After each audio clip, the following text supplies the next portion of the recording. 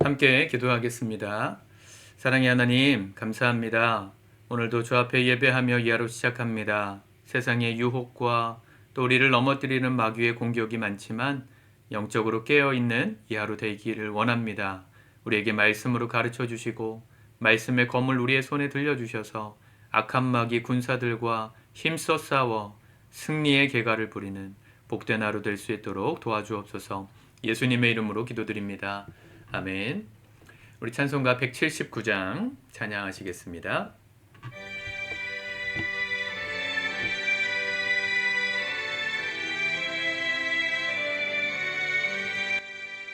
주 예수의 강림이 가까우니 저 천국을 얻을 자 회개하라. 주 성령도 너희를 부르시고 무천사도 나와서 영접하네. 주 예수님 너희를 찾으시니 왜 의심을 하면서 오지 않나. 온 세상 죄 담당한 어린 양은 죄 많은 자 불러서 구원하네.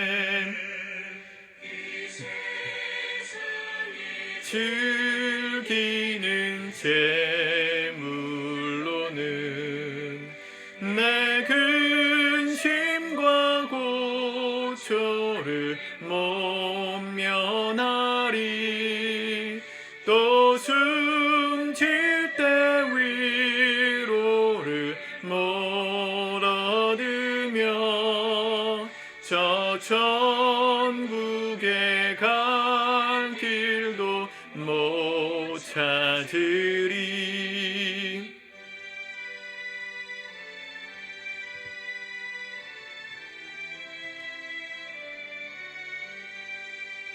내 아버지 주시는 생명 양식 다 배불리 먹고서 영생하라. 고르심을 버리고 주께 오면 그 한없는 자비를 이미 부리. 아멘.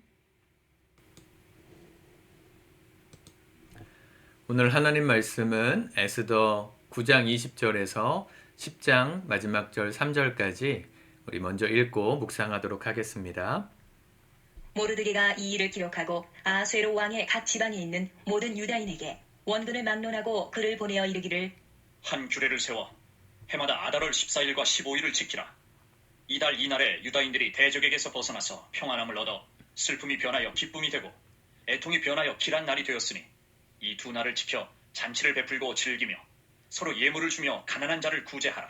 하매 유다인이 자기들이 이미 시작한 대로 또한 모르드게가 보낸 글대로 계속하여 행하였으니 곧 아각 사람 함무다다의 아들 모든 유다인의 대적 하만이 유다인을 진멸하기를 꾀하고 부르 곧 제비를 뽑아 그들을 죽이고 멸하려 하였으나 에스더가 왕 앞에 나아감으로 말미암아 왕이 조서를 내려 하만이 유다인을 해하려던 악한 꾀를 그의 머리에 돌려보내어 하만과 그의 여러 아들을 나무에 달게 하였으므로 무리가 부르의 이름을 따라 이 두 날을 부림이라 하고 유다인이 이 글의 모든 말과 이 일에 보고 당한 것으로 말미암아 뜻을 정하고 자기들과 자손과 자기들과 화합한 자들이 해마다 그 기록하고 정해놓은 때 이 두 날을 이어서 지켜 패하지 아니하기로 작정하고 각 지방 가급 각 집에서 대대로 이 두 날을 기념하여 지키되 이 부리미를 유다인 중에서 패하지 않게 하고 그들의 후손들이 계속해서 기념하게 하였더라.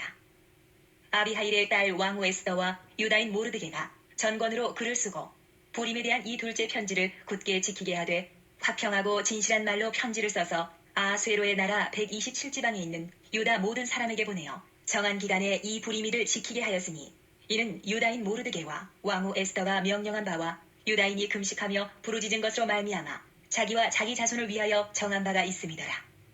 에스더의 명령이 이 부림에 대한 일을 견고하게 하였고 그 일이 책에 기록되었더라. 10장. 아수에로 왕이 그의 본토와 바다 섬들로 하여금 조공을 바치게 하였더라. 왕의 능력 있는 모든 행적과 모르드게를 높여 존귀하게 한 사적이 메대와 바사 왕들의 일기에 기록되지 아니하였느냐.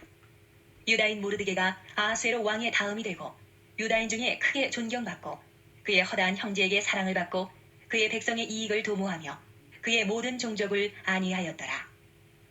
아멘. 불임절 이 탄생의 스토리를 담은 책이 에스더라고 에스더 처음에 말씀을 드렸습니다. 불임, 오늘 말씀에도 나오지만 이 26절에 부르, 이 제비를 뽑다 이런 뜻인데 이 제비를 뽑았다는 건 원래는 하만이 뽑은 거죠. 유다인을 진멸할 날로 12월 13일을 정했는데 그 날이 오히려 이 하만의 민족 아말렉을 진멸하는 하나님의 축제일이 되었다. 그래서 부림, 제비 뽑아서 승리한 날 이런 뜻입니다. 오늘 말씀을 통해서 우리가 기억해야 되는 것은 하나님은 하나님의 일을 하십니다. 그리고 그 승리의 결과와 은혜는 우리 하나님의 백성들에게 주시죠. 그러니까 하나님의 일을 하시는데 그분의 백성인 우리는 무엇을 해야 될까를 가르치시는 말씀입니다. 21절에 보니까 한 규례를 세워 해마다 아달월 14일과 15일을 지키라. 이달 이날에 유대인들이 대적에게서 벗어나서 평안함을 얻어 슬픔이 변하여 기쁨이 되고 애통이 변하여 길한 날이 되었으니 이 두 날을 지켜 잔치를 베풀고 즐기며 서로 예물을 주며 가난한 자를 구제하라. 한 규례, 법칙을 세워서 해마다 이 두 날을 축제일로 지켜라 그랬습니다. 어떤 날이죠? 슬픔이 변하여 기쁨이 된 날, 대적에게서 벗어나서 평안함을 얻은 날, 애통이 변하여 길한 날이 된 날. 우리 인생에도 그런 날이 있잖아요. 힘들고 어려운 순간이 지나가고 기도했던 내용의 응답을 경험하고 슬픔이 변하여 기쁨으로 바뀌는 은혜를 경험하는 날들이 있지 않습니까? 기도가 응답되고 문제가 풀려지고 관계가 회복되는 날. 여러분들에게도 있으셨죠? 그 날이 우리에게는 영적인 불임절이라는 거죠. 불임절, 하나님의 은혜가 임한 날, 하나님이 역전시켜 주신 날, 그 결과가 경험된 날, 그날에 뭐 하라는 겁니까? 기념하라는 거예요. 기념하면서 뭐 해요? 예물을 드리고 잔치를 베풀고 가난한 자들을 구제하라. 네, 하나님께서 주신 이 은혜의 날을 대대손손 자손 만대에 해마다 기억하라고 말씀하셨습니다. 이건 여기만 나오는 원리가 아니고 6월절 이후부터 그 말씀을 계속 말씀하시죠. 출애굽했던 그날을 기념해서 6월절을 지키라 하셨고 십계명을 주신 그 말씀을 자손 대대에 손과 이마에 새겨서 자손 대대에 기억하도록 하게 해라. 하나님께서 주신 은혜들을 잊지 말라는 겁니다. 우리가 불임절, 우리 인생에 주신 영적인 불임절을 기뻐하고 즐기는 방법, 해마다 기념하는 겁니다. 여러분들에게 주신 승리의 날이 있습니까? 취업이 되셨습니까? 문제가 해결되셨나요? 병이 나셨나요? 자녀들이 잘 되셨습니까? 참 감사한 일인데 그게 하나님의 은혜라고 정말로 믿으신다면 해마다 그날을 좀 축제일처럼 기념하시고 하나님이 말씀하신 대로 한번 순종해서 지켜보세요. 감사헌금도 드려보세요. 예물을 드리라 그랬잖아요. 예물을 주어라. 예물은 마음을 담은 거죠. 진심을 담은 거죠. 스승의 날이나 어버이날이나 존경하는 분들에게 왜 선물을 드려요? 그것은 내 마음의 진심을 표현하는 방법이지 않습니까? 하나님이 주신 은혜를 기뻐하고 기억하기 위하여서 이 날을 즐기고 기념하고 그게 자자손손 기념됨으로 잊을 수 없는 하나님의 역사와 은혜를 우리 자손들도 기억하며 살 수 있도록 하신 방법입니다.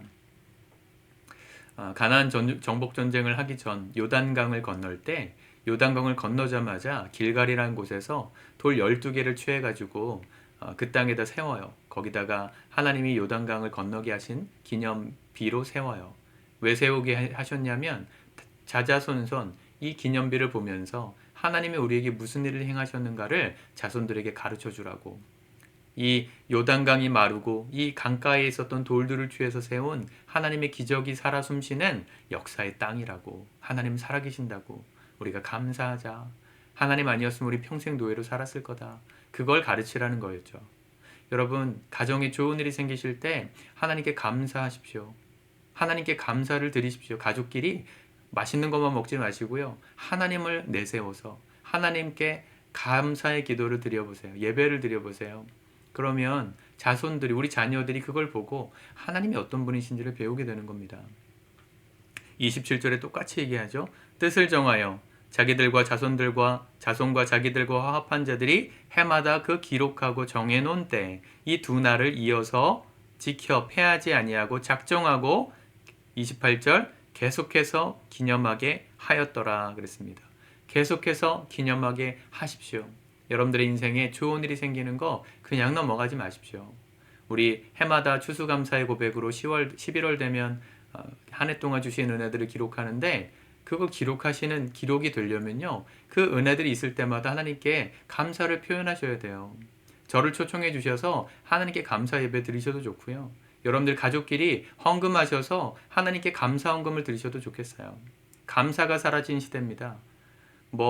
뭐죠? 그 3만 원, 5만 원 이상 김영란법인가요? 3만 원 이상 5만 원 이상 공직자에게 주면 뇌물죄가 되는 취지는 이해가 되는데요. 그걸로 인해서 다 무너진 게 뭐냐면 교권이에요. 교사에 대한 권위, 감사 잃어버려졌어요. 물론 그걸로 인한 폐단도 있었지만 여러분 무서운 부작용이 있다고 해서 더 좋은 어떤 미덕을 폐하는 게 옳습니까? 그런 정책을 추진하는 정당이나 대통령은 지지하지 마십시오. 아무리 그게 인권이라는 이름으로 포장되어도요. 결국 사회가 무너지고 권위가 무너지고 서로 감사할 수 없는 나라가 됐다면 전 정말 그렇게 보이거든요. 선생님들께 감사하는데 감사를 표현하면 안 돼요. 오히려 선생님들이 감사를 표현받으면 두려워하세요. 그러니까 서로 무관심해지는 것이 되지 않습니까? 그거 안 해도 그 5만 원, 10만 원 주지 않아도 편애할 아이는 다 편애하고요. 뒤에서 돈 받을 사람들은 이미 다 받고 있습니다. 공식적으로만 안 할 뿐. 그러다 보니까 뭐가 무너졌어요? 죄는 창고라는 게 여전히 창고란데 세상에 감사와 또 존중을 표현하는 미덕은 사라져 버렸어요. 스승의 날 말하기가 어려워졌어요. 여러분들은 존경하는 분이 계십니까? 없다면 왜 없는지 생각해 보셔야 돼요. 인생은 존경하는 분을 모델링하면서 자라는 거예요. 그게 없으니까 세상이 어떻게 됩니까? 정말 내노란불이 되죠. 나밖에 모르는 이기적인 사회가 됐잖아요. 여러분, 하나님께 감사하는 것도 마찬가지입니다. 하나님께 감사를 표현하는 삶, 날마다, 달마다, 우리에게 주신 해마다 주신 은혜의 날을 불임절로 삼고 하나님께 감사를 표현하십시오. 그러면 그 날을 잊지 않을 겁니다. 어떤 은혜를 주셨는지 잊지 않을 겁니다. 저는 지난 10년 동안 해마다 추수감사의 고백을 기록해놨던 날들마다 하나님께서 주신 은혜의 감격이 있었을 때마다 감사 헌금을 드렸어요. 드렸기 때문에 기억나는 거예요. 내 재물이, 보물이 있는 곳에 내 마음도 있다. 우리 재물이 어디에 쓰였느냐에 따라서 우리 마음이 가는 거예요. 하나님께 감사를 표현하십시오. 그냥 넘어가지 마십시오. 우리 교회 제일 약한 게 감사예요. 감사 헌금들을 아무도 안 하세요. 좋은 일들이 있으실 때가 있는데 감사를 안 하시더라고요. 표현을 안 하시더라고요. 왜 안 하시는지 잘 모르겠어요. 여러분, 성경이 가르쳐주는 이 불임절의 의미가 그겁니다. 우리도 그날을 기념하고 하나님께 자손대대 감사를 잊지 말고 살으라고, 은혜를 잊지 말고 살으라고. 저와 여러분들의 삶에 하나님이 풍성한 은혜를 주실 줄 믿습니다. 그렇게 감사와 은혜가 기억나는 사람의 삶은요, 행복해요. 쓰러지지 않아요. 망가지고 싶지 않아요. 감사할 때 우러나오는 우리 안에 기쁜 도파민이 얼마나 강렬한지 몰라요. 세로토닌이라고 하죠. 도파민을 대체할 건강한 자극 호르몬. 의학적으로 말하지 않더라도 영적으로 감사하는 사람들의 삶은 무너지지 않아요. 여러분들의 삶이 그런 삶 되시기를 축복합니다. 오늘도 내 일상에 감사를 찾아보시고 작은 거라도 하나님의 은혜로 이렇게 되었구나 깨달아지는 것이 있다면 하나님께 예배 드리시고 헌금도 드리시고 감사를 고백해 보십시오. 여러분들의 달력을 날마다 그 감사의 기록으로 채워나가 보세요. 올 한 해 추수감사의 고백을 드리는 그날 여러분들에게 주신 은혜가 얼마나 많았는지를 잘 세어보실 수 있게 될 것입니다. 기도하겠습니다. 하나님, 오늘도 우리의 삶에 감사를 명령하시니 감사합니다. 하나님이 승리를 주신 날, 슬픔이 변하여 기쁨이 되게 하신 날, 재앙이 우리를 살리는 기일이 되게 하신 날, 아버지 하나님께서 주신 평안으로 우리 가운데 주신 놀라운 은혜들을 그냥 지나쳐가지 않도록 날마다 감사하고 기념하여 감사하고 해마다 감사함으로 우리 자녀들도 그 하나님의 은혜를 배워가고 우리 인생 대대로 평강을 누리며 기쁨이 충만한 은혜 충만한 복된 생애 될 수 있도록 인도하여 주시옵소서. 감사가 생활화되고 우리 삶의 몸에 배고 습관이 되고 감사가 우리에게 익숙해지는 감사의 사람들 다 될 수 있도록 축복하여 주시옵소서. 예수님의 이름으로 기도드립니다. 아멘.